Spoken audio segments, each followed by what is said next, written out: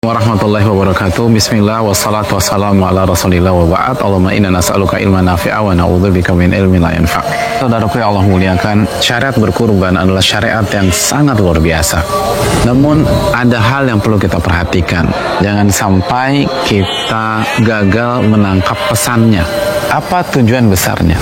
Lihat kurusmallah ala ma razaqahum min bahimatil an'am.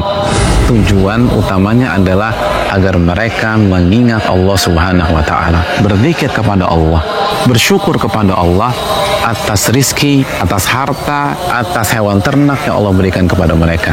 Karena ketika kita nggak punya rizki, kita nggak punya harta, kita nggak punya hewan ternak, kita nggak bisa berkurban.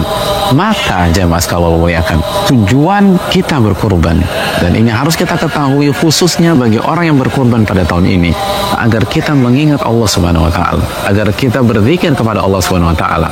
Dan di antara zikir yang masuk ke dalam ayat ini adalah tasmiyah dan takbir, atau mengucapkan bismillah atau bismillahirrahmanirrahim dan takbir ketika kita menyembelih. Dan apabila kita ingin ibadah kita bukan hanya sah tapi benar-benar maksimal, maka kita harus menghayati zikir bismillah kita hayati takbir kita harus senantiasa mengingat Allah Subhanahu wa Ta'ala, khususnya pada saat prosesnya berkurban.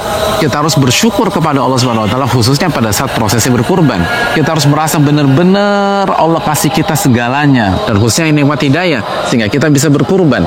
Tanpa mengingat Allah Subhanahu wa Ta'ala, maka ibadah kurban akan menurun tingkat kualitasnya, dan penyembelihan bisa jadi seperti penyembelihan biasanya. Apabila kita ingin menyembelih sebagai sebuah syiar, sebagai sebuah ibadah, sebagai sebuah persembahan, maka menyembelihlah dengan mengingat Allah, menyembelihlah dengan berzikir kepada Allah, menyembelihlah dengan senantiasa bersyukur kepada Allah Subhanahu wa Ta'ala. Maka kita melakukan ibadah kurban dalam rangka berzikir, mengingat Allah dan mengingat nikmat-nikmat Allah Subhanahu wa Ta'ala, dan bersyukur atas itu semua.